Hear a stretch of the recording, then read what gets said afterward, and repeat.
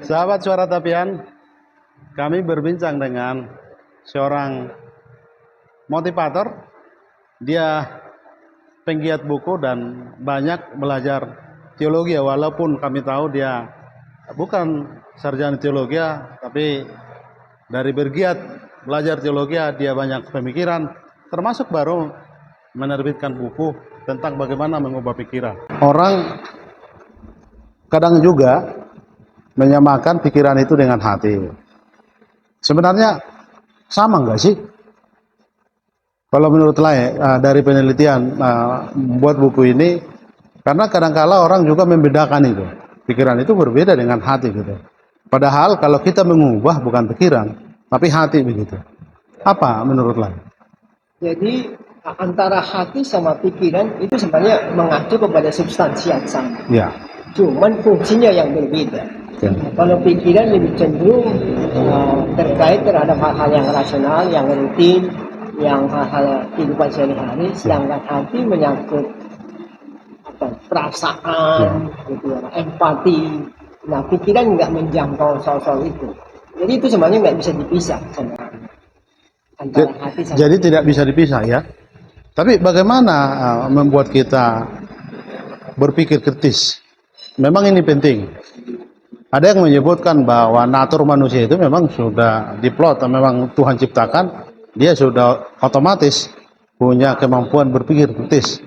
Tapi bukankah juga itu dipicu, dikelola sendiri secara personal? Misalnya, ya harus telaten, ya membaca buku, belajar dengan hal-hal yang menurut dia bisa menggairahkan pikirannya. Apa pendapat Lai? Pikiran kritis secara natural ada di dalam setiap orang. Ya. Yang menjadi isu adalah apa yang membangun pikiran seseorang. Nah, kira-kira mindset yang sudah terbangun di pikiran itu apa? Nah, Edward de Bono di sini saya kira teorinya dia agak menarik. Menurut dia, waktu informasi sudah masuk kepada pikiran, itu langsung membentuk pola. Nah, ketika pola itu sudah terbentuk dan itu begitu kuat, nah orang sebenarnya cenderung mengikuti pola itu. Nah, waktu misalnya dia mendapatkan informasi dari orang lain yang berbeda dengan pola yang terbangun di pikiran, nah, dia berbantah, dia kasih melawan, atau paling tidak itu dia agak sedikit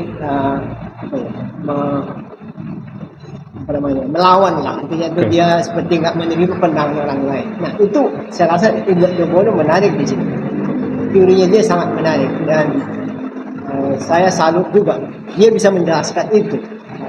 Kenapa terjadi perdebatan? Makanya muncul nanti dari dia itu parallel thinking, berpikir paralel. Nah dia mau kita jangan berdebat, tapi mengikuti sebuah arus yang sama. Nah, dia jago dalam hal ini. Apa perbedaan pikiran dalam hal ini anak-anak dengan orang yang dewasa? Kalau anak-anak kan biasanya dia lebih banyak mendengar, tidak langsung mudah menolak begitu. Kalau kita secara usia dewasa, begitu mendengar sesuatu, kita masih ada analisa, rasio kita muncul.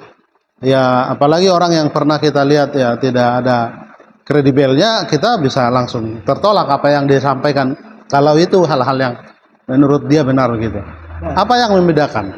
Nah, anak-anak memang secara informasi dia lebih sedikit dan belum terbangun mindsetnya. Sedangkan orang tua yang sudah lama karena dia udah begitu banyak melewati waktu ya, sehingga udah banyak terbangun mindset ataupun pemikiran di dalam pikirannya dia. Sehingga waktu anak-anak menerima informasi dia cenderung menerima informasi. Dia nggak terlalu banyak meronta kecuali ada sesuatu yang menggelitik. Sedangkan orang dewasa, waktu dia menerima informasi dan berbeda dengan apa yang ada di sini, dia langsung memberikan bantahan.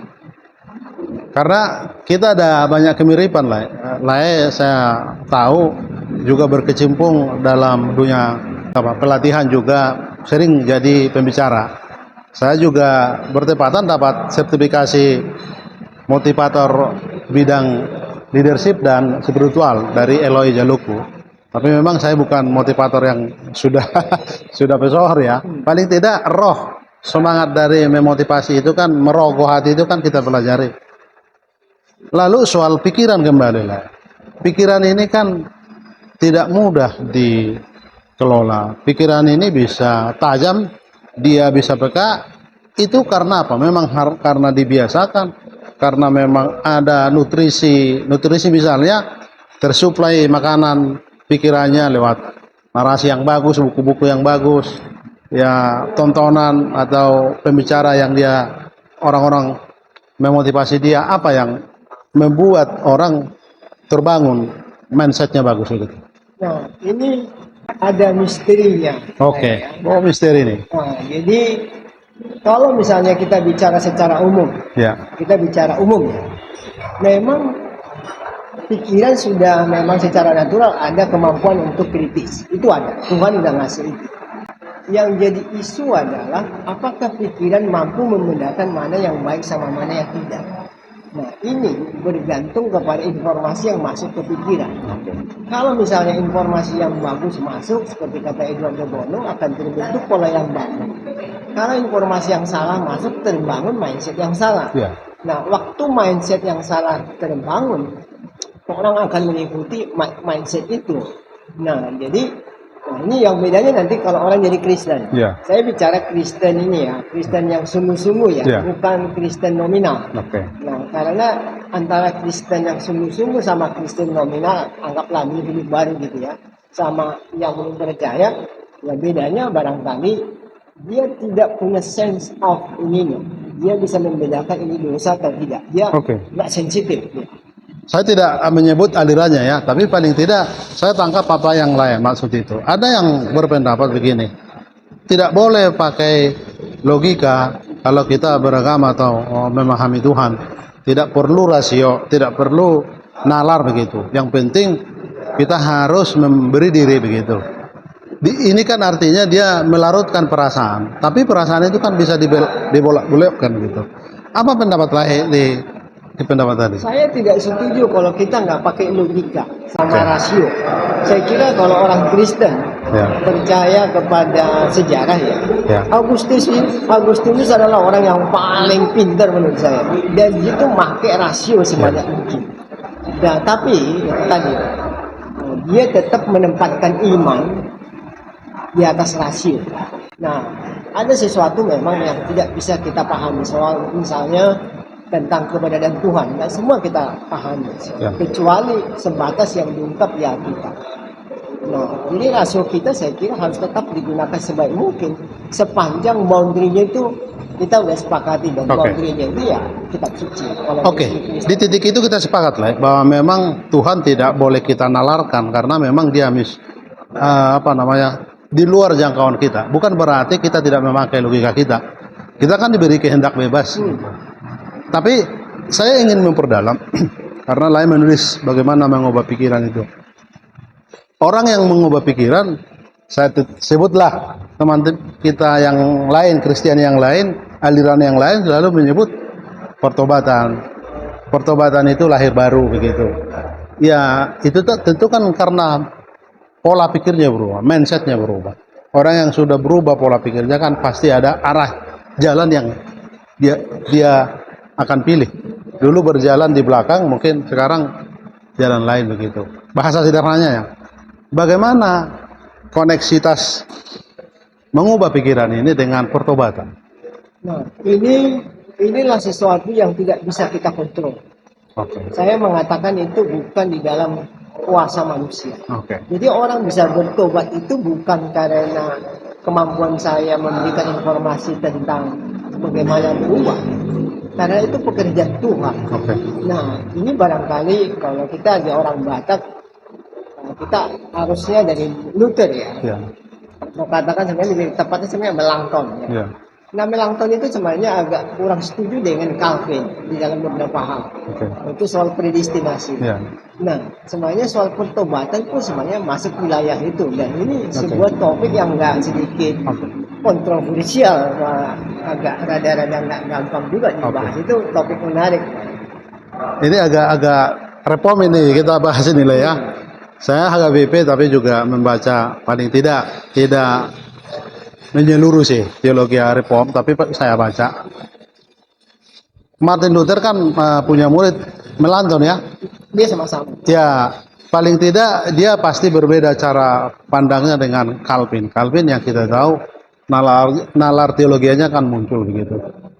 Dalam pandangan teologi itu, tokoh-tokoh teologi yang kita juga anut, yang kita pelajari, apa yang mereka pikirkan itu, apa juga yang membuat orang kokoh memegang prinsip ketika dia tahu bahwa dia punya tujuan. Tuhan menciptakan dia bukan hanya jadi saja begitu. Masing-masing kita dicipta berbeda dan masing-masing kita yakin kita dicipta untuk satu tujuan. Bagaimana kita dengan pikiran kita menemukan tujuan Tuhan dalam kehidupan kita? Jadi kita perlu dibedakan antara yang sudah lahir baru sama yang belum. Nah, yang belum sebenarnya juga tahu, tapi dia nggak menangkap semua. Sedangkan yang sudah lahir baru dia sudah tahu, cuman dia nggak mengasah pikiran. Nah ini memang agak berbeda nanti. Nah sebenarnya kembali soal si Calvin sama Luther sebenarnya itu mereka datang dari arus yang sama, dari arus Augustinian. Jadi mereka semuanya sama-sama punya teologi atau fondasi teologi yang relatif sama sebenarnya. Cuman Luther agak lebih condong ke Katolik, sedangkan Calvin agak sedikit berbeda. Kembali soal tujuan hidup itu. Kalau orang Kristen, dia sudah hidup baru, dia udah pasti tahu dia mau kemana. Yang menjadi isu adalah pikirannya. Apakah pikirannya itu dibangun sesuai dengan katakanlah prinsip-prinsip dari Alkitab. Nah, itu kan hanya didapat lewat khotbah atau baca buku. Nah, kalau itu sebenarnya dilatih terus menerus, semuanya orang Kristen tajam pikirannya. Tapi kalau tidak, ini dia nggak punya teori yang kuat di dalam pikirannya. Saya ingin agak memperdalam pertanyaan soal predestinasi yang ditemukan Calvin. Ini kan misteri. Kita tidak tahu siapa yang dipilih Tuhan. Tapi kita yakin bahwa tanggung jawab kita, tanggung jawab moral kita harus memberitakan apa yang sudah kita temukan, apa yang kita percaya, kita berbagi. Dan kesadaran bahwa dengan kita menceritakan itu atau bahasa gereja kita menginjili, kita bersuara tapi bukan karena suara kita itu. Ini kan agak misteri. Kita tidak tahu siapa sebenarnya dipilih, tapi kita harus mau terus menarasikan semua yang kita tahu bahwa masing-masing kita dicintai Tuhan begitu. Kita memang tidak tahu, ini misteri. Dan kita nggak boleh berasumsi bahwa orang itu ini nggak dipilih atau enggak. Karena kita nggak tahu sebenarnya. Tuhan yang lebih tahu, Tuhan yang tahu. Dan itu pun nanti sampai akhir hayat dia ada peluang. Jadi kita nggak bisa menentukan siapa orang yang dipilih atau yang tidak. Tapi mungkin ada ya di kitab suci pun sebenarnya ada kok teks-teks seperti itu. Tapi kita sebagai manusia nggak bisa menentukan ini orang pilihan atau enggak. Karena ternyata misalnya kayak seperti Yudas misalnya, dia sudah dengar khotbah Tuhan Yesus, lihat mujizat, ternyata dia bukan orang pilihan. Soal tadi mengubah pikiran itu, kalau dari perbincangan kita, saya sudah bayangkan sebenarnya tanggung jawab pendeta hamba Tuhan itu besar untuk mengarahkan, membawa umatnya atau jemaat untuk fokus bahwa mereka dicipta untuk satu tujuan yang indah oleh Tuhan. Tapi sekarang ruang itu sudah banyak di dalam tanda kutip diambil para motivator begitu. Jadi agak berbolak-balik ini lah. Siapa motivator, siapa pendeta begitu. Motivator sekarang sudah seperti pendeta, tapi motivator ya kita juga harus lihat jejak hidupnya kan. Penting reputasi itu. Tapi yang mengherankan juga pendeta juga sudah seperti motivator lah gitu. Kalau saya katakan pendeta itu adalah motivator yang paling penting. Karena dia bisa menghubungkan antara prinsip-prinsip yang mendasar sama yang praktikal. Sedangkan motivator di luar sana, apalagi kalau dia bukan Kristen, nggak bisa menghubungkan itu.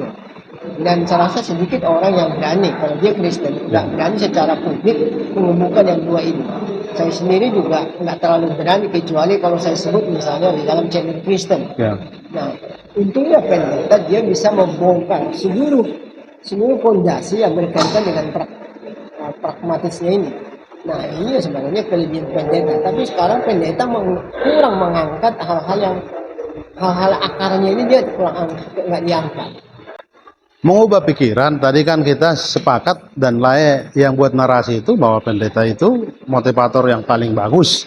Itu artinya fungsi dia mendorong kan, menemukan orang atau mendorong orang untuk bisa mengubah pikirannya. Tapi sejauh mana atau deadline-nya dia mampu mendorong seseorang untuk taraf, mampu berkesadaran dan mandiri, karena sesungguhnya kemandirian itu kembali ke personal kan. Tidak mungkin orang lain bisa mengubah saya kalau di dalam diri saya sendiri tidak mau berubah begitu. Ya karena ada ungkapan juga, sekalipun Nabi berkata kalau memang dia tidak mau berubah, tidak berubah begitu. Apa benar? Jadi di sini memang pendeta juga tidak punya kuasa sampai menyadarkan orang. Oke. Tidak punya. Dia hanya bisa mengungkap apa yang disajikan di kitab suci. Dia hanya bisa mengekspos itu ya, mungkin khotbah eksposisi misalnya. Nah, dan dicoba diterapkan di dalam kehidupan sehari-hari. Nah, apakah khotbah itu akan merubah orang? Ini sebenarnya ada lagi peran Tuhan sebenarnya dalam kehidupan seseorang. Ya, apakah memang khotbah itu diterima oleh orang? Nah, ini bergantung. Ini banyak hal yang perlu dipertimbangkan. Contoh ya, saya juga tadi pagi belajar bagaimana itu berbicara. Nah, kalau informasi atau khotbah-khotbah itu tidak disajikan begitu menarik, nah ini sebenarnya membuat pendengar tidak fokus terhadap informasi dia. Ya. Tapi kalau itu menarik, itu bisa merangsang pikiran. Tapi tugas berikutnya adalah sebenarnya tugas Tuhan juga untuk merubah firman itu ataupun khotbah itu menjadi realita dalam kehidupan orang ini. Jadi ada tetap misteri. Ya, jadi saya tertawa lah karena kita lihat secara umum di kota Jakarta, Jabodetabek lah saya sebut ya, karena di sini sumber daya manusia Indonesia lah yang berkumpul ya. Ya tentu umat Kristiani juga, jemaat Kristen juga di sini. Karena kita bahas ini hubungannya mengubah pikiran ya. Sekarang banyak juga pendeta yang merasa lebih pintar dengan jemaatnya. Ternyata sebenarnya jemaatnya itu secara nalar kemampuan kritisnya jauh begitu. Ini tidak mendarat kadangkala.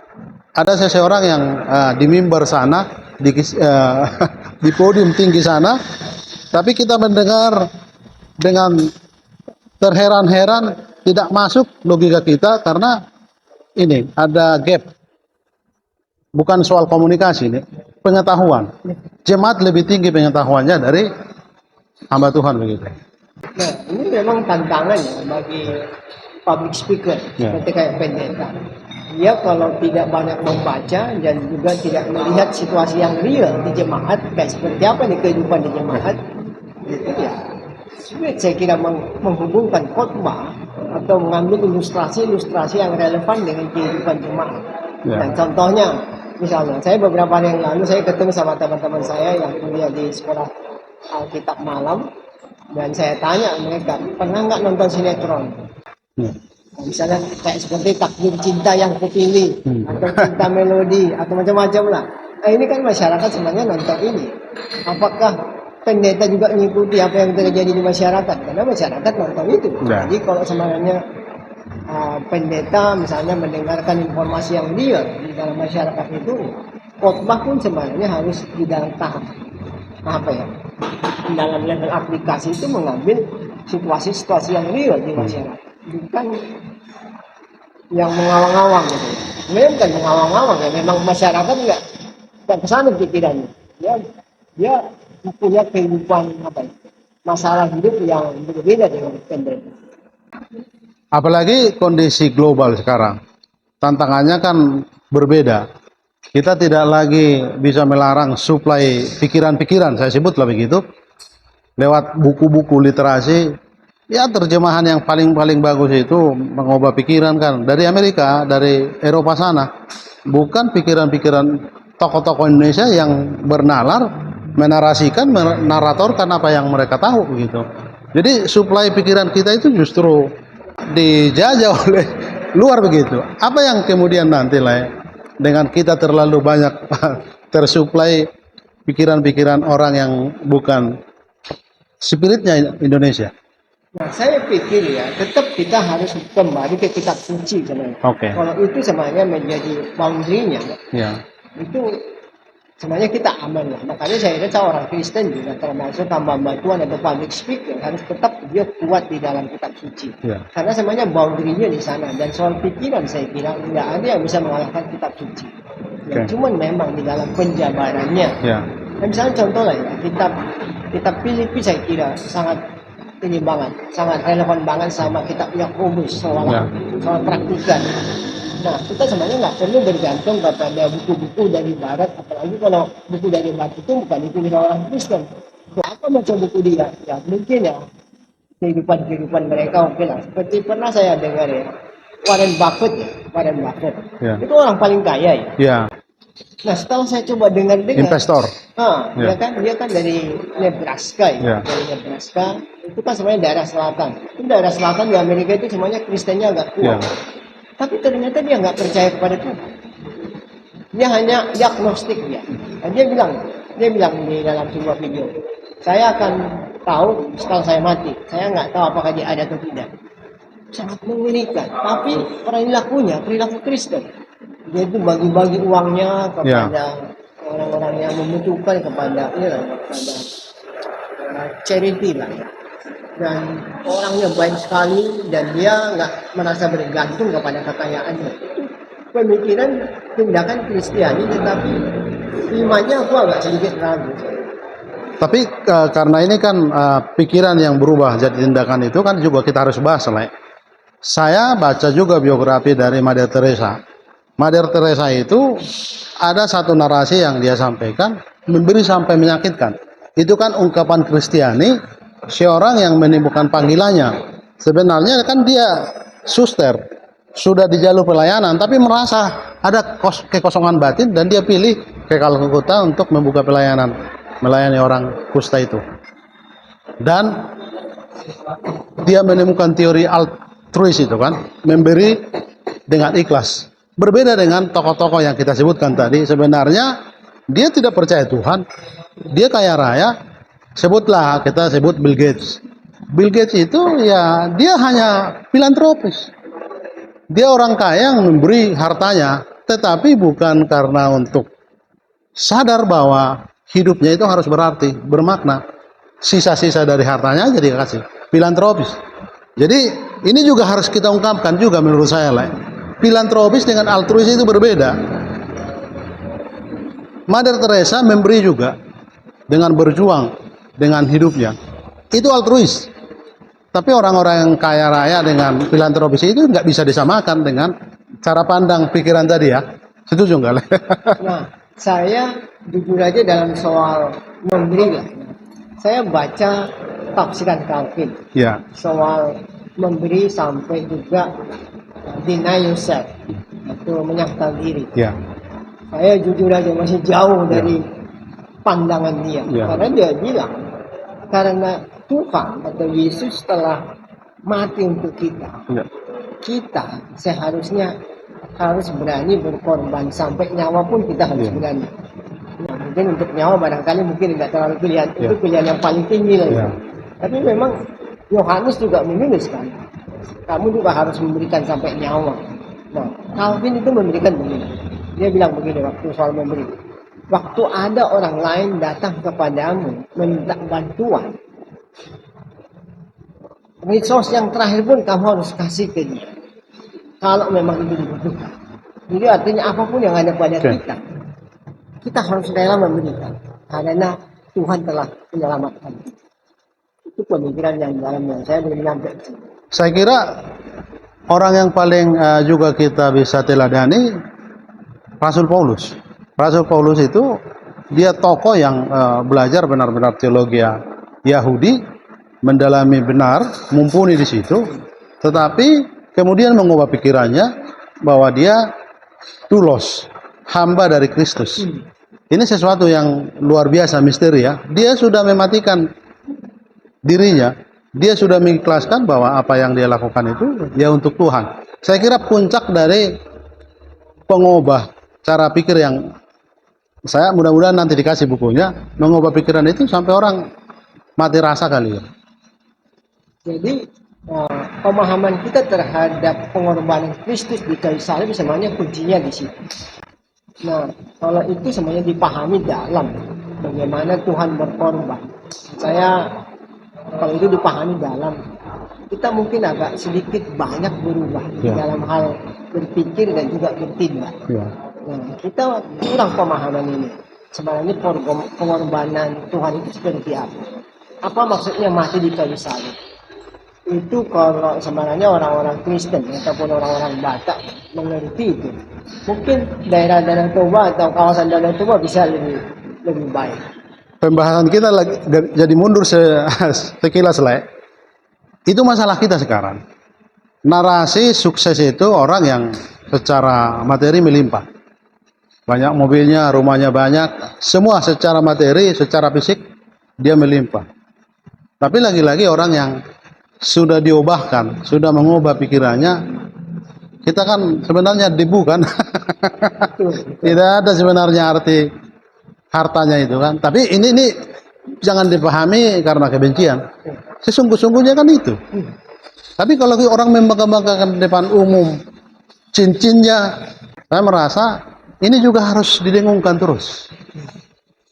Jadi ini memang kembali kepada status rohani orang Ya. lain. Jadi kuncinya pertama di situ. Makanya ini sangat menentukan. Makanya saya rada-rada agak sedikit ada rasa nggak sembarangan bicara soal predestinasi. Jadi ini agak dalam karena memang kehidupan orang kelihatannya memang sudah dirancang sedemikian rupa oleh Tuhan. Jadi termasuk siapa yang akan kaya, siapa yang akan miskin, siapa ini kelihatannya sepertinya sudah ada dalam rancangan Tuhan. Nah, tetapi kita kan tetap punya tanggung jawab. Nah, orang-orang saya kira yang terlalu mengandalkan hal-hal yang lahiriah, mereka perlu melihat kembali sebenarnya hidup ini untuk apa. Sebab kalau tidak, sia-sia semua. Nah, pada saat mati, pada detik itu juga. Kalau saya tangkap perbincangan kita Lai, dari apa yang Lai narasikan di buku ini, saya kira saya masih belum baca bahwa puncaknya kan orang mengubah diri itu. Bahasa lain bertobat itu. Ini kan sungguh misteri orang mau rela dengan kesadaran sendiri bahwa dia tidak ada arti apa-apa, dan orang yang sudah bertobat itu pasti jalan hidupnya akan berbeda begitu. Dia pasti ingin bernilai. Jadi nilai sesungguhnya itu bukan fisik yang kelihatan itu gitu, yang sementara itu. Sesungguh-sungguhnya kan kita kan bukan imajinasi liar ini ya, bahwa ada keabadian itu ya. Bagaimana pendapatnya? Kembali soal pertobatan ya, dan juga soal tujuan hidup. Ya. Saya sebagai seorang penulis ya, buku Habits of the Mind, saya tuliskan di buku ini saya tuliskan. Ya. Baik. Ada dua hal saya pikir yang perlu dipertimbangkan. Pertama adalah gemar membaca, suka baca buku, bukan baca ini ya, bukan baca SMS, ya. Baca buku, baca buku itu saya pikir krusial banget, karena dengan orang membaca buku sebenarnya ini memang akan terjadi pertarungan di dalam pikiran, karena waktu kita menyerap informasi dari buku, dia akan beradu dengan informasi yang sudah ada di dalam pikiran. Nah itu dia akan seperti berperang nih, yang mana yang menang. Nah khusus orang-orang Kristen saya kira karena ada Roh Kudus, nah, itu dia akan punya kekuatan lebih daripada orang-orang yang enggak.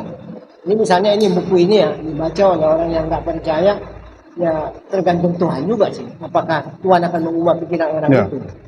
Nah itu satu, membaca buku. Kalau bisa orang Batak senang baca buku, minimal 1 jam atau setengah jam per hari. Nah yang kedua saya kira meditasi. Kalau ada waktu misalnya 10 menit, pulang kerja, cuma tidur-tiduran di sofa gitu ya, cuma mikirin saya ngapain ya hari ini ya. Itu 10 menit aja dia meditasi. Apalagi kalau meditasi itu misalnya sambil ada khusus saya baca kitab suci, baca kitab suci, berdoa, terus berpikir, itu saya kira sangat krusial dalam perubahan pikiran. Itu kalau itu dilakukan, hasilnya enggak. Dan tantangan kita itu memang sekarang, Lai, di era yang memang menjaga kita banyak platform media sosial, kita dimudahkan, internet memudahkan kita, tetapi dengan begitu kita sekarang kekurangan narasi, kekurangan narator, bagaimana mendengungkan hal-hal yang baik ini. Nah, saya udah lihat ya, saya lihat beberapa orang yang menyajikan narasi di YouTube. Ya. Itu orang itu berpindah-pindah terus. Jadi misalnya contoh nih, Dian Sastro diwawancara ini, diwawancara ini, nah, yang lain juga begitu. Jadi saya lihat di luar sana kurang narasi. Ya. Nah ini menurut saya ini peluang buat orang Kristen Ya. untuk memberikan narasi. Karena kita sebenarnya punya banyak narasi. Ya. Dan sedikit saya kira yang agak lihai menarasikan. Ini Ya. teknik ya, ada teknik di dalam menarasikan. Nah ini bisa jadi pergumulan orang-orang Kristen sebenarnya untuk mempengaruhi masyarakat. Oke, ini barangkali pertanyaan terakhir lah. Sebagai penulis buku dari Habit of the Mind, Ya, mengubah pikiran itu sangat penting. Apa pesan lain untuk paling tidak pendengar dari Suara Tapian? senang baca buku. Itu Pertama kunci. senang baca buku, kedua meditasi. Itu saja ya. Itu yang Itu dua kiatnya. Ya, yang lain-lain sebenarnya saya ada tulis juga di sini dan juga di dalam channel saya Mindset Plus 21. Baik, baiklah Judika Malau. Terima kasih waktunya untuk Suara Tapian sudah berbincang-bincang melihat Horas. Orang-orang